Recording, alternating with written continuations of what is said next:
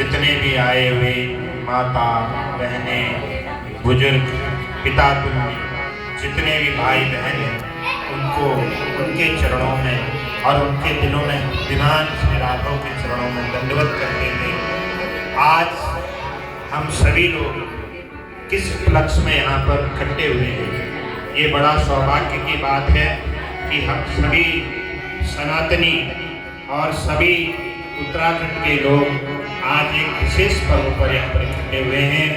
तो पहले तो उनको साधुवाद, धन्यवाद कि वो इतनी बड़ी संख्या में यहाँ पर आए हैं।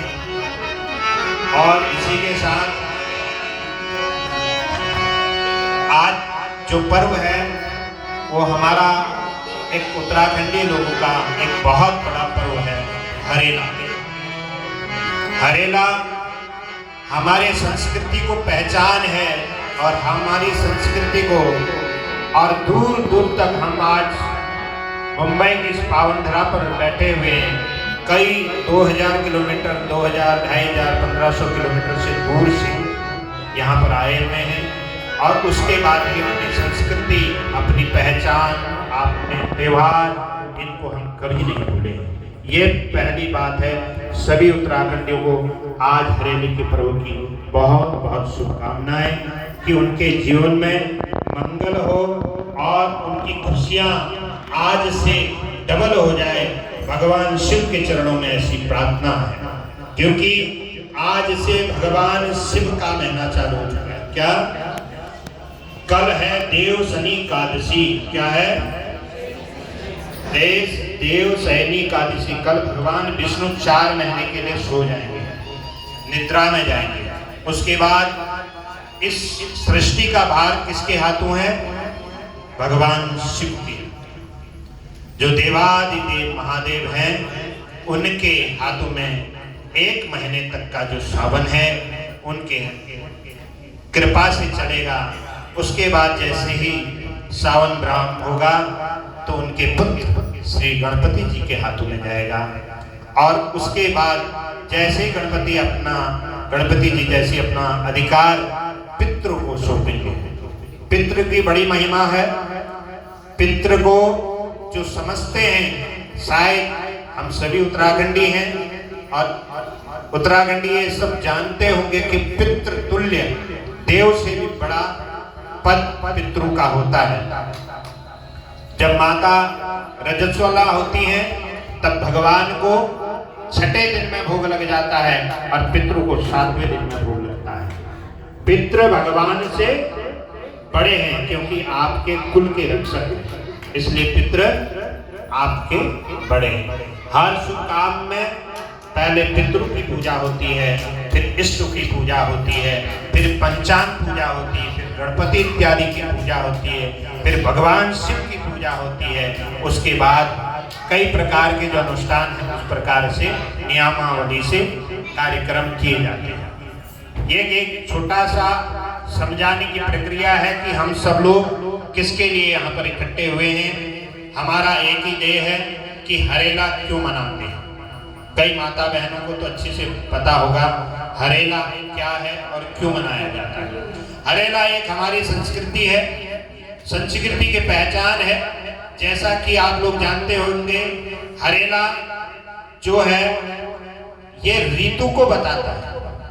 जिस प्रकार से ऋतु हमारे पूरे साल में 3 हरेले होते हैं, एक तो 2 नवरात्रि और तीसरा सावन का महीना। और ये बड़ा, इसका महत्व बहुत बड़ा है क्योंकि ये शिव के महीने को आज के दिन से भगवान शिव के हाथों में गया तो ये सबसे उत्तम दिन माना जाता है। इस दिन क्या होता है, बड़े लोग छोटे अपने घर के जो छोटे बहू है, बेटे हैं, उनको आशीर्वाद देते हैं हरेले के रूप में कि सदा जीवन में आपका मंगल हो, आप हरियाली के साथ ऐसे ही आगे बढ़ते जाएंगे। क्या होता है, हरेला जब बोते हैं बीज होता है और धीरे धीरे वो बढ़ना शुरू होता है। जिस प्रकार हरेले की वृद्धि हुई है उसी प्रकार परिवार को आशीर्वाद दिया जाता है कि आप इसी के तरह ऐसे ही आगे बढ़ते जाना और आपके जीवन में हर समय हरे हरे मंगल होना, क्योंकि सूखा हुआ अशुभ है और हरा शुभ है। इसलिए हरेले की मान्यता है कि जिस घर में पहले से कहावत आपने सुनी होगी, कहावती नहीं है, ये प्रचलता है, जिसके घर में जितना अच्छा हरेला होता था उसकी फसलें उतनी अच्छी होती थी। ये माना जाता था कि भगवान शिव की कृपा इनकी खेती पे हुई है, हरेला इनका अच्छा हुआ तो इनकी खेती बहुत अच्छी होगी। अब हरेले में कई फल वाले बीजों का, फल वाली जो टहनियां होती हैं उसको तोड़ के उसकी अगली रात को पूजा की जाती है। वो पता है सबको क्यों की जाती है? क्यों की जाती है? उसका विशेष महत्व है। उसको उस दिन भगवान माता गौरा और शिव की पूजा होती है।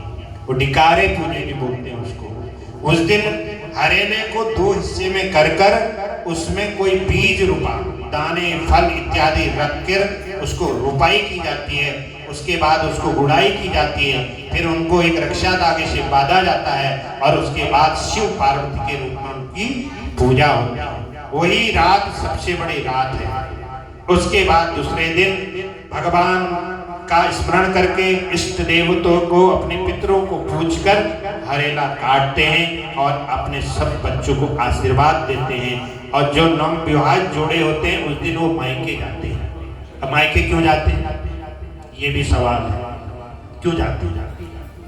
मायके इसलिए जाते हैं कि आज ये नया शुभ कार्य है हमारे घर में। आज जिस घर में मैं गई हूँ उस घर का पहला हरेला है कि ये मंगल का कारक है, इसलिए मैं जिस घर से आई हूँ उस घर का भी मंगल हो, इसलिए ससुराल से हरेला लेके पहुंचती, इसलिए ये मंगल कारक है। अब हरेला तो हम करते हैं, बो दिया, सप्तदान बोल दिए, पंचदान बोल दिए, हो गया, काट दिया, पूज दिया, पूरी इत्यादि खीर बना ली।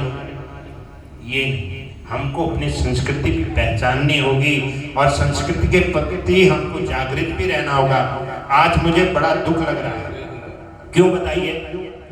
हमारी इतनी माताएं बैठी हैं, इतने बुजुर्ग लोग बैठे हैं, लेकिन इसमें बच्चे बहुत कम हैं।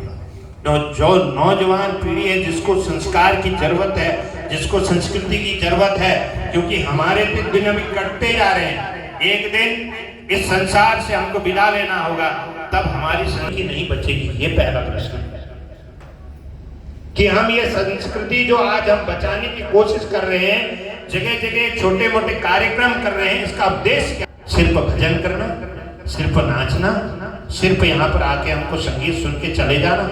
नहीं नहीं, ये माध्यम है। इस माध्यम से कड़ी जोड़कर इसको सनातन के प्रति आगे ले जाकर अपने बच्चों को संस्कारवान बनाना है और आगे बढ़ाकर इनको बताना है हमारी संस्कृति क्या है, हमारा सनातन क्या है, हम क्यों कर रहे हैं। आजकल के बच्चे आपने देखा होगा, आपके घरों में जब बच्चे जाते हैं सुबह उठकर भगवान की तरफ हाथ नहीं जोड़ते, भगवान की तरफ देखते भी नहीं, भगवान के प्रति आते हैं, क्योंकि उनको हमने बताया नहीं। गलती हमारी, हमको पता, उनको बताना चाहिए। बच्चे रोज जाकर भगवान के सामने माथा झुकाया कर, क्योंकि ये हमारे आराध्य है। इसके ऊर्जा से जो आज धनदार हमारे घरों में है, सौभाग्य है, ये परमपिता परमेश्वर की कृपा है। इसको मत भूलना बेटा। हम कई जगह जाते हैं, लोगों से पूछते हैं आप पितृ पूजा करते हो, उनको पता ही नहीं होता। बड़े अफसोस कि जिस माता पिता ने उस पुत्र को पाला, रेग देख में जीवन लगा दिया और उस जीवन को उसने पूरे लाश कहता रहा कि मेरा पुत्र है, मेरी बहू है, ये मेरा बच्ची है। जिस दिन वो शमशान तक जाता है उसके बाद उसकी यादें भुला दी जाती है। क्या इसी के लिए हम सनातनी हैं? उस माता उस पिता की दर्द किसी ने पहचाना? वो माता जब बच्चे को पालती, इतनी माताएं हैं, माता रूपी शक्ति माँ जगदम्बा इनके अंदर विराजमान है। इनसे पूछिए जब बच्चा पैदा होता है कितनी तकलीफें सहनी पड़ती है। और 80 साल 50 साल 70 साल की उम्र हो जाए उसके बाद बोल दे ये बूढ़ी होगी, इसको वृद्धाश्रम में ले आओ, क्या आपका दिल जिएगा? क्यों? क्योंकि हमने संस्कार नहीं दिया। और जिस दिन संस्कार बच्चे को इस तरह से दे दोगे, वो 70 साल की उम्र जब हो जाएगी आपको बच्चे की तरह पालेगा। जब आप बच्चा था आपने उसकी सब गंदगी साफ की, आपने उसको पाला पोसा, जब गीला हो जाता स्वयं गीले में सो जाती, लेकिन उसको सूखे में सुलाती है। ये संस्कार उसको देना चाहिए कि बच्चा जब हमने तेरे को पाला तो हमने सब कुछ भुगता है, आज तेरी बारी है। आज ये पिता ये माता बूढ़े हो गए, हमारा कर्म है इसको पूजना, क्योंकि ये देव तुल्य। अगर आपको इस धरती में सुख चाहिए तो सबसे पहले माता पिता की पूजा, फिर गुरु की पूजा, उसके बाद देवता की पूजा।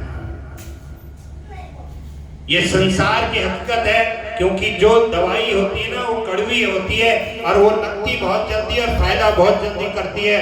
लुभावने बड़े बड़े ऐसी बातें बहुत करते होंगे, लेकिन हम बहुत कड़वी दवा पिलाते हैं और लोगों को लगता भी है कि ये तो डायरेक्ट घाव करते हैं, लेकिन घाव वही चीज कर दी जो आपको सुधारेगी। इसलिए आज हमको बड़ा दुख लगा कि नौजवान पीढ़ी हमको बहुत कम दिखी। बड़ी माताएं बुजुर्ग आई हैं, बड़ी भजन सुन रहे हैं, लेकिन इसमें अगर नौजवान रहते तो बहुत अच्छा होता, क्योंकि हमारे आने वाली पीढ़ी उन्हीं को समझ, क्योंकि हमारे यहाँ संस्कार उनको पता चलना चाहिए कि सावन का पहला दिन में भजन होते हैं, भगवान शिव की आराधना स्टार्ट हो जाती है और उससे हमको सुख प्राप्त होता है। और कई बच्चे तो सनातनी ऐसे हैं, खड़े होके बोलते हैं कि शिव में दूध क्यों चढ़ाते हो, गरीबों को बांट दो।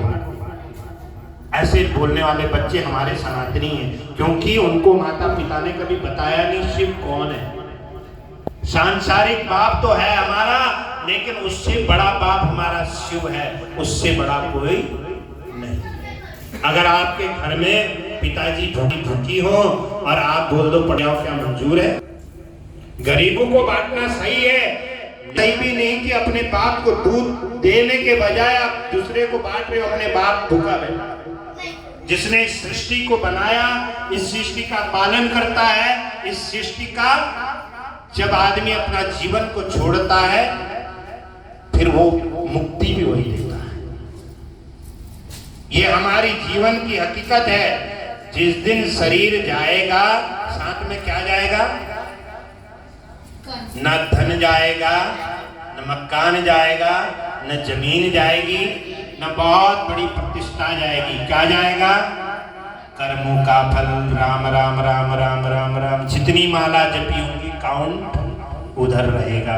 यहाँ तो धन का काउंट है, करोड़पति, अरबपति, लखपति, बाद में धनपति, बाद में निर्धनपति। बाद में क्या होता है? निर्धनपति। कोई नहीं पूछता। जैसे ही मरे 3 घंटे में अंतोष्टि, बच्चे बंटवारे में लगा लेते, तेरा इतना मेरा इतना बराबर जैसे।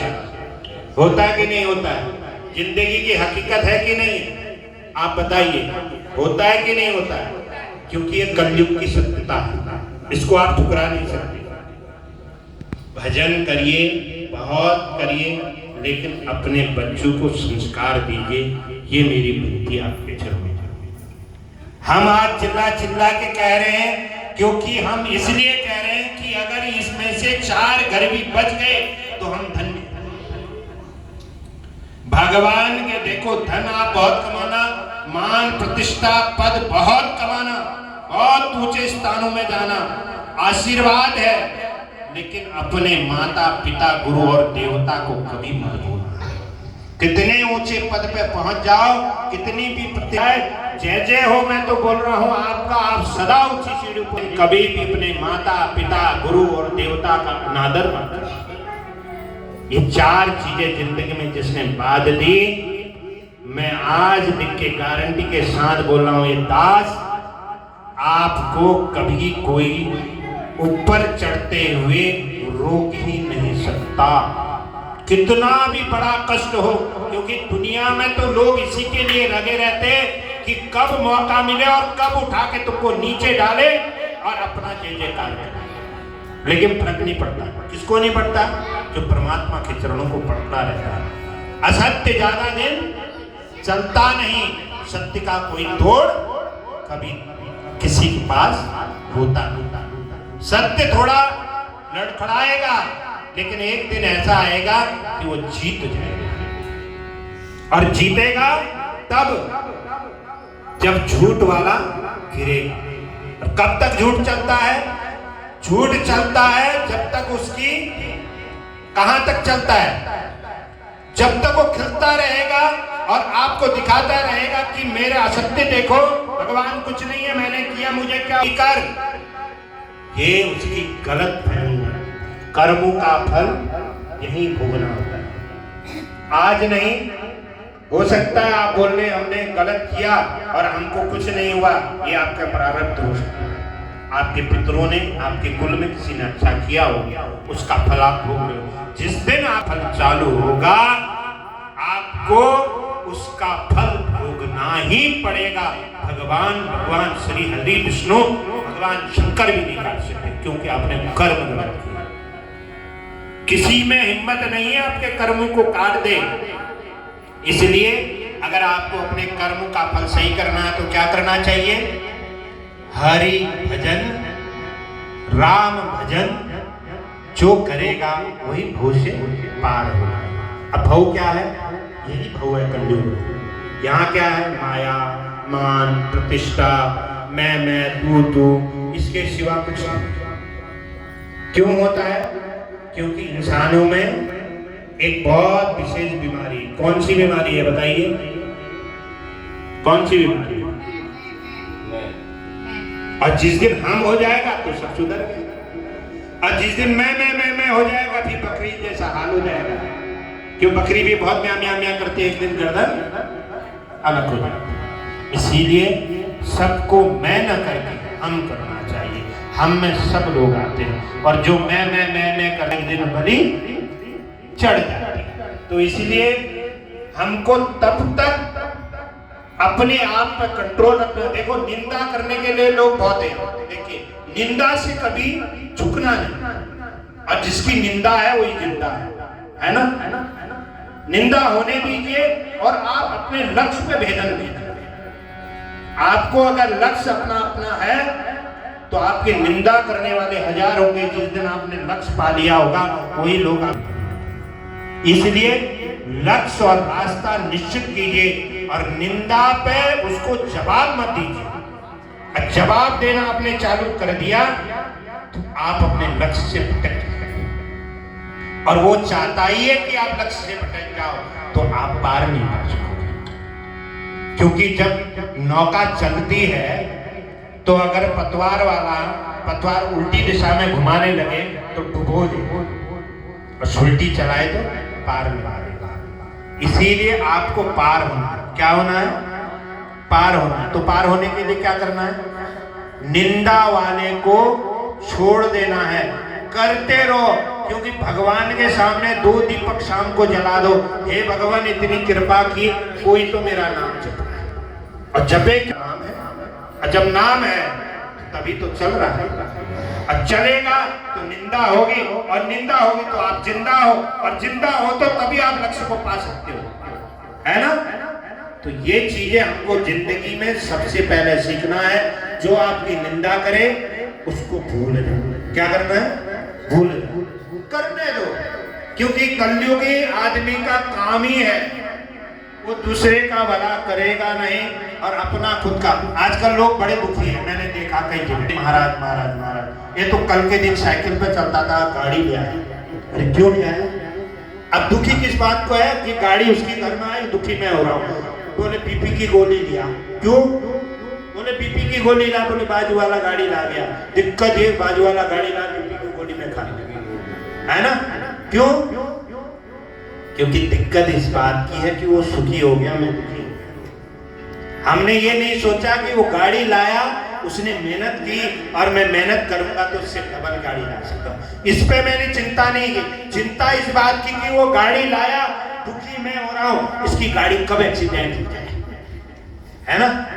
इसी बात पर हम निर्भर हैं। लेकिन आपसे निवेदन है, आप तो पक्के सनातनी हो। जिस तरह मैंने माताओं के हृदय में प्रेम देखा प्रभु के प्रति, ललायित हो गया, क्योंकि उस राघव, ऐसी राघव के चरणार बिंद हैं जो राघव के चरणार बिंदु में अपना मन रूपी मन को झोंक देता है, वही पार लग जाता है। उसके बाद उसको कोई भव नहीं पार करता। कलयुग का एक ही सबसे बड़ा नाम है राम। और राम शब्द कितने शब्दों से बना है? तो एक बार राम बोलने से कितने शब्द यूज हो रहे हैं? राम मतलब रा आ रहा है आपके कितने शब्द पे? 27वें शब्द। और मां आ की मात्रा 2, कितने हो गए? 14। अब 2 बार राम राम बोलना चाहिए, 108 बार जाप हो जाता है ना। जैसे आप राम राम बोलेंगे तो 108 की माला पूरी हो गई। यही भजन हमारी माताएं, हमारी बहनें जब कभी भी मौका मिले, ऐसा नहीं बोलते कि आप अपना काम छोड़ दीजिए, नित्य करना। देखो पहले तो बोला है कि पति से, पति परमेश्वर, बिगड़ गया तो सारे देवता पति देव है ना। पहले सबसे पहले घर में डिब्बा बना के दे दो, बच्चों को स्कूल भेज दो, उसके बाद आराम से बैठो और भगवान के दरवाजे खोलो और भगवान के चरणों बड़े आनंद से। कुछ नहीं होता है, मंत्र नहीं आता, कोई बात नहीं, मंत्र तंत्र कुछ नहीं आता, दिल से किससे? मन से और दिल से।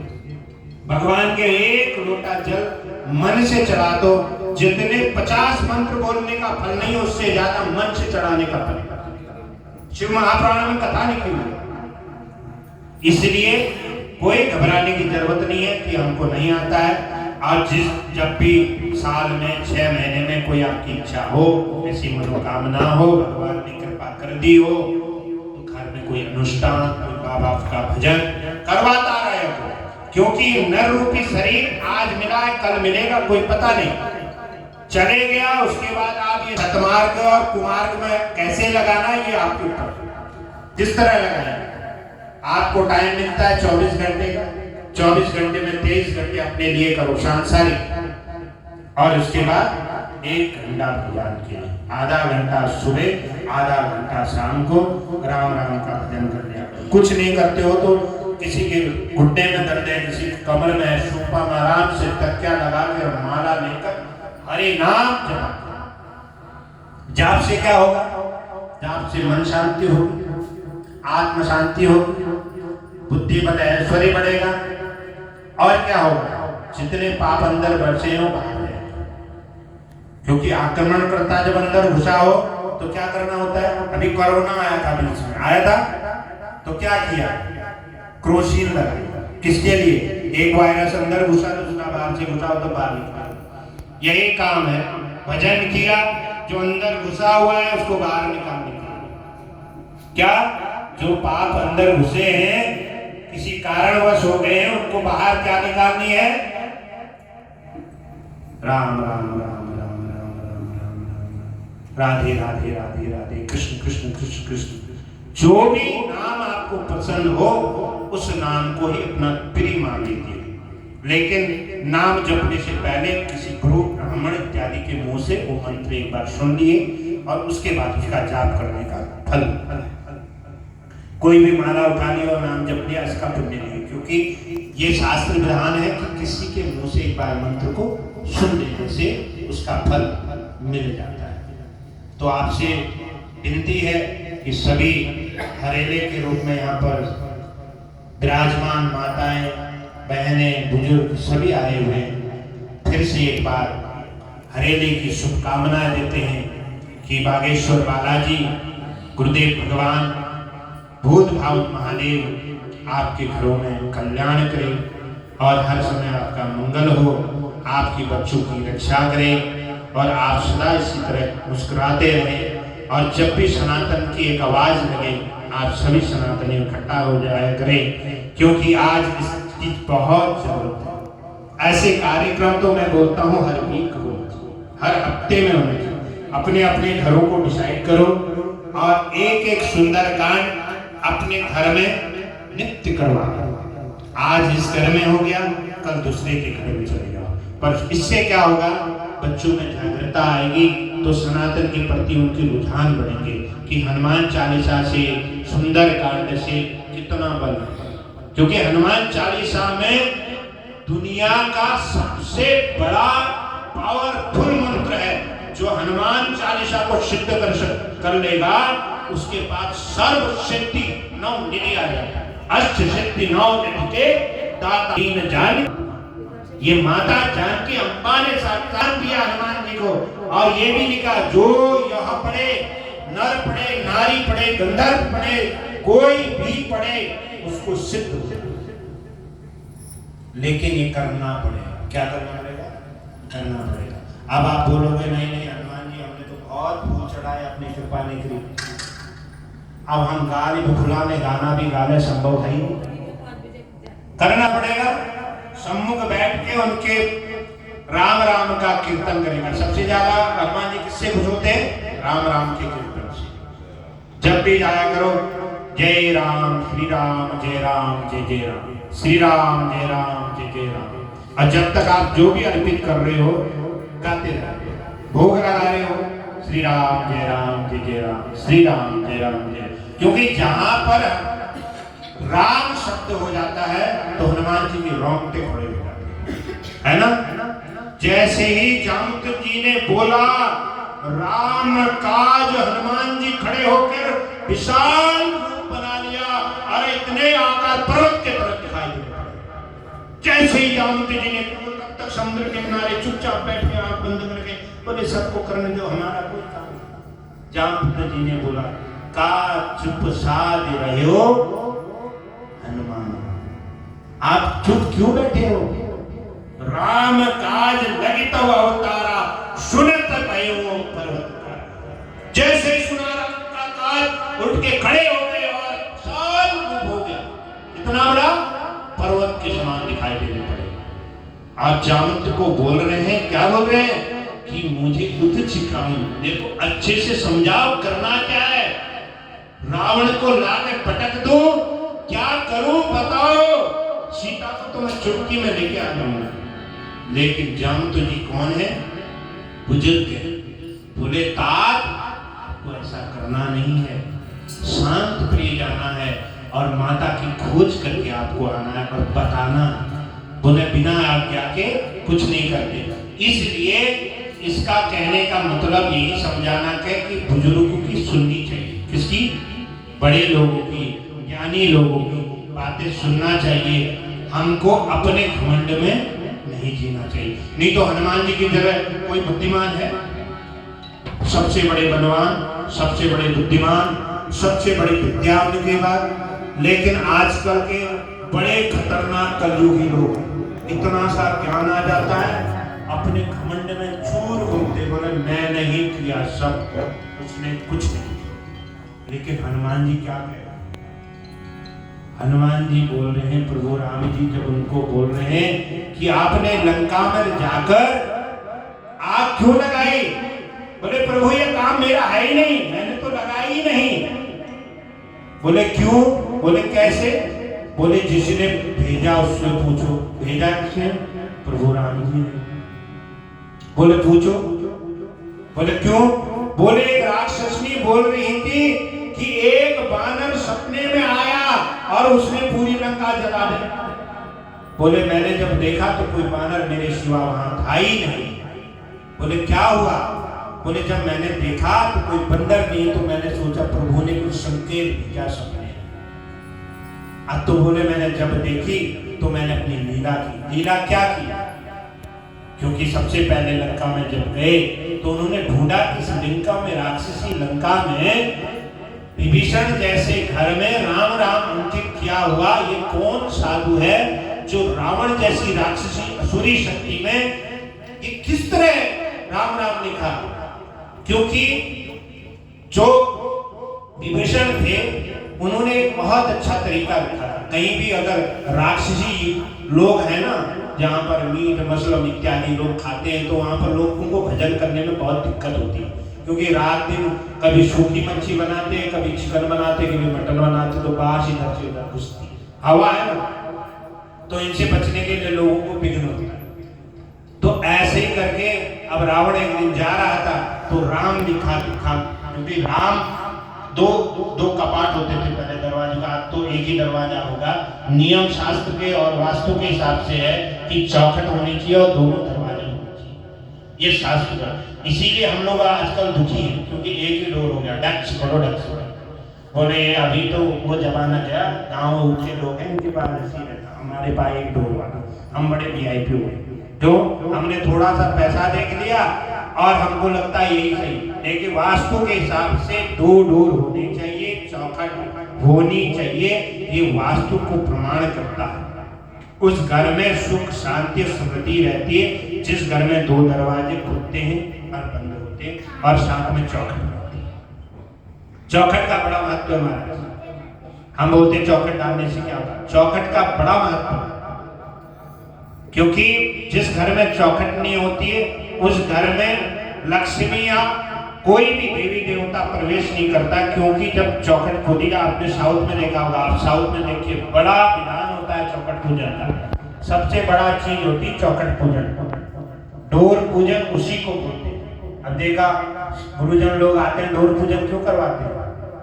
वहीं से रिद्धि सिद्धि लक्ष्मी सबका प्रवेश करवाते हैं, क्योंकि वही मुख्य डोर है, उसी से भगवान प्रवेश करें। तो भगवान ने देखा रावण जा रहा था, विभीषण के कमरे में देखा, बोले राम लिखा, बोले नहीं महाराज, बोले आता ये देखो राम अंदर रावण मोम अंदर मंदोदरी, मैं तो आपका भक्त हूं। लेकिन यहाँ पर दूसरा संकेत भी है, राम, ये रावण को नहीं है क्योंकि राक्षसी बुद्धि है, लेकिन विभीषण क्या राक्षसी जो यून्य है उसमें आने के बाद भी भगवान का भजन करता है, परमपिता परमेश्वर राघव से मिल देता। अगर विभीषण ये नहीं करता, आज लोग बोलते अरे ये तो विभीषण इधर की उधर करता है, विभीषण वो नहीं था। विभीषण ने सत्य के साथ दिया था। आजकल पढ़ाया जाता है बच्चों को, विभीषण जैसा काम करता है, विभीषण गलत था, विभीषण बिल्कुल गलत नहीं था। कलयुगी विभीषण गलत हो सकते हैं क्योंकि वो काम ही ऐसे। लेकिन विभीषण ने यहां कौन सा काम किया?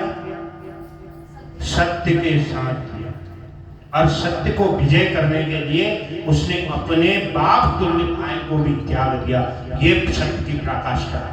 अगर आपका घना मित्र हो, अगर वो असत्य कर रहा हो, उसका साथ छोड़ दीजिए, परम मित्र हो जाओगे। अगर वो बोलता है कि मैं सत्य कर रहा हूं, मेरा साथ दे, आप बोले कि मित्र गलत दिशा में, मैं तेरा मित्र हूं लेकिन शत्रु नहीं हूं, आप गलत दिशा में जा रहे हो, इसलिए आप कृपा करके। सनातन का मतलब क्या? हम सनातन सनातन सनातन बोलते, क्या सनातन? सनातन का मतलब ही है सत्य, सनातन का मतलब ही है पराकाष्ठा सत्यता की, सनातन का मतलब ही है कि हम अपने देह में, हम सनातन सनातन बोलते हैं, पता कुछ नहीं। सनातन वो चीज है जिसका ना आदि था ना अंत है, तब से सनातन चल रहा है। और सनातन पराकाष्ठा है जो सत्य पे चले, डगमग न करे, दूसरे का धन न खाए, झूठ न बोले, और दूसरे को धन को जो कचरे के समान समझता हो वही सनातनी है। अगर आप करोड़पति हैं तो आपकी किस्मत है, आपने इसका प्रारब्ध भोगा होगा तब आज आपको मिल रहा है। आपने छल कपट से कमाया हुआ धन नहीं, छल कपट का धन ज्यादा दिन टिक नहीं सकता, है ना? इसलिए छल कपट का धन कुछ देर टिकेगा, बहुत देर, क्योंकि दीपक जब बुझता है ना बड़ा रोशनी करता है, जब से ऐसे ही जिसके पास गलत धन आएगा बहुत देर तक वो चमचमाएगा, और एक दिन ऐसा आएगा पटकनी खाएगा, दोबारा नहीं उठ पाएगा। इसलिए ऐसे धन कमाओ, ऐसी सत्ता पे रहो। सनातनी लोग क्या करते हैं? सत्य की पराकाष्ठा होनी चाहिए, असत्य हो रहा है तो वहां पर बोलना सीखिए। क्योंकि हम क्या बोलते हैं, कई बार हमको क्या हो जाता है, अरे ये तो अपना है, तो गलत भी कर रहा है, थोड़ा एडजस्टमेंट करो। वहीं से हम पेड़ को जन्म देते हैं, और वो पेड़ एक दिन उस पराकाष्ठा पर पहुंच जाता है, उसको कोई काट भी नहीं सकता। फिर वो अंधेरी नगरी चौपट राजा की कहानी हो जाती है। तो इसलिए जो भी असत्य करे उस पर हर हमेशा देखो, आपको कोई आपके घर पे आकर रोटी देता है, खुद मेहनत करनी पड़ती है, खुद तपस्या करनी पड़ती है, खुद मेहनत करनी पड़ती है। आज बड़े बड़े लोग, बड़े बड़े हमारे बिजनेसमैन आए हैं, सुरेश राणा जी जैसे, इतने बड़े बिजनेसमैन हैं, उन्होंने भी अपने टाइम में बड़ा तप किया हो, आज तक उनको है ना प्रभु। बिना तप के अब आप सोच रहे होंगे हम ऐसा कैसे बोल रहे हैं, तो हमारी भी तपस्या। क्या तपस्या है?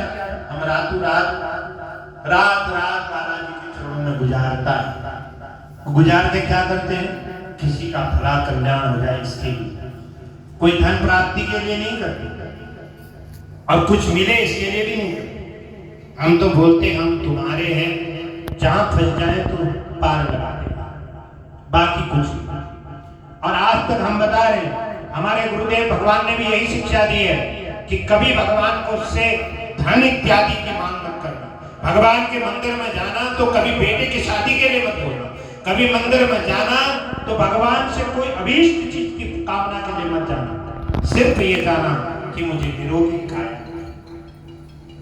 अगर मेरा स्वास्थ्य मेरा शरीर निरोगी रहेगा, मैं अगर 10 रुपए भी कमाऊंगा, ये धन मेरा स्थिर रह गया। मैंने धन मांग लिया, पुत्र की शादी मांग ली, सब कुछ मांग लिया, अगर मैं निरोगी नहीं रहा तो करोड़ों रुपया बिना तेजस्वी हो जाएगा ना। कई लोग बीमार होते हैं, बोले प्रभु बार बार बीमारी क्यों लगती है? हम बोलते हैं सबसे पहले आपका कमाया हुआ धन चेक करो, कौन से रास्ते से आया, प्रमाण से आया है क्या गलत मार्ग से? धन भी 2 प्रकार का कमाया जाता है, एक तो गलत रास्ते से, भगवान के चरणों में लगन लगा के जो हम मेहनत कर रहे। अच्छा, गलत धन आ गया तो उसका क्या करना है? कई प्रकार से देखो, हम काम करते हैं, काम करके धन अर्जित करते हैं और वो धन मिल जाए तो कैसे होता है? अब वो कैसे आया? जिसने हमको धन दिया वो धन कैसा है हमको पता नहीं, क्या पता वो पाप का धन था। तो इसके लिए क्या करना चाहिए? भगवान के चरणों में कुछ अर्पित करना चाहिए। क्या अर्पित करना चाहिए? जो आपके यथार्थ संभव, कभी सुंदरकांड घर में करा दो, कभी भगवान की पूजा करवा लो, अगर ज्यादा ही संभव ज्यादा ही धनवान हो गए हो तो कथा करवा लो भगवान का, भगवान का नाम जप करवा लो। इससे क्या होगा? जितने आपके धन में दोष लगा है वो दोष आपका दूर हो जाए। उस धन से जो आपके घर में तकलीफें आती है, प्रॉब्लम आती है, उससे निजात हो जाए। धन में भी दोष है। अभी हम आपको एक चीज और बता दूं, क्योंकि हम बड़े बड़े धामों पे जब घूमने के लिए जाते हैं तो वहां के भंडारा प्रसाद पाते, कितने लोग पाते हैं जरा बताइए? सभी लोग पाते होंगे। अच्छा, कैसे पाते हैं? कुछ धन देते हैं, ऐसे पा लेते हैं, ऐसे पा लेते हैं। पाप, ये पाप है। क्या है? कोई भी कहीं भंडारा करवा रहा हो, कहीं बड़े धामों पे भंडारा दे रहा हो, प्रसादा बंटवा रहा हो, पानी पिला रहा हो, कभी फ्री मत पीना, ठीक है? इससे क्या होता है? पाप होता है, क्योंकि वो अपने पाने के लिए धाम पर दान कर रहा है। क्या कर रहा है? दान कर रहा है। सभी से निवेदन कि सनातन के प्रति अपने अपने बच्चों को जागृत कीजिए, रोज तिलक लगवाना सीखिए, खुद भी लगाइए, बच्चों को भी लगाइए। तिलक लगाने से क्या होगा? आपका जो बच्चे का जो कई बच्चे बोलते हैं अशांत रहता है, चिड़चिड़ा हो गया, ये तिलक लगाने से शांत हो जाएगा। चंदन और केसर को घिसकर माथे पे लगाइए, उसका दिमाग शीतल हो जाएगा। ज्यादा चिड़चिड़ा गुस्सा कर रहा है, चंदन और केसर को घिसिए और उसमें थोड़ा भीमसेन कपूर डालिए और उसका तिलक उसको लगाना, ये शांत हो जाएगा। इसलिए रोज आज से कौन कौन माताएं लोग करेंगे? सब ये सभी बताएंगे ना। आज हमने बहुत बकबक सुनी है, बकबक तुम भी सुनो, है ना? हाँ, जैसा भी सुना है तो बालाजी की कृपा, हमारे पास तो कुछ नहीं है, हम तो अज्ञानी अधम हैं, हमको कुछ आता ना, न ज्ञानी, न पढ़े न लिखे, न स्कूल देखा, कुछ भी देखा नहीं, अज्ञानी मोटा। अच्छा, बागेश्वर बालाजी की कृपा है, जो भी हमारे पास है गुरुदेव भगवान की कृपा है, बालाजी की कृपा है। ऐसे ही आपके घरों में कृपा बने, आपका हर बच्चा एक सनातनी और एक अच्छा सनातनी बने, और हिंदू जो हमारे सनातनी हिंदू हैं उनको आगे चलकर नेतृत्व मिले, इसके लिए हर एक घर में कोई बच्चा तैयार होना चाहिए। इस दिन, जिस दिन ये चालू हो जाएगा, हमारा सनातन हिंदू धर्म बच जाएगा।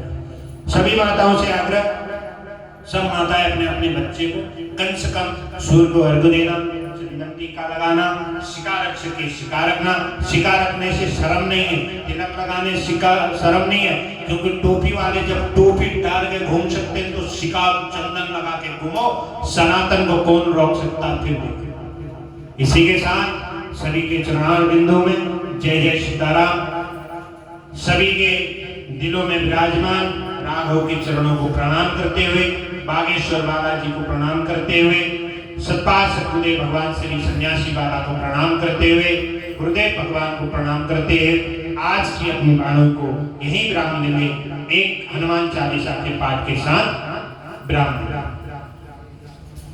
जय जय श्री सीताराम भगवान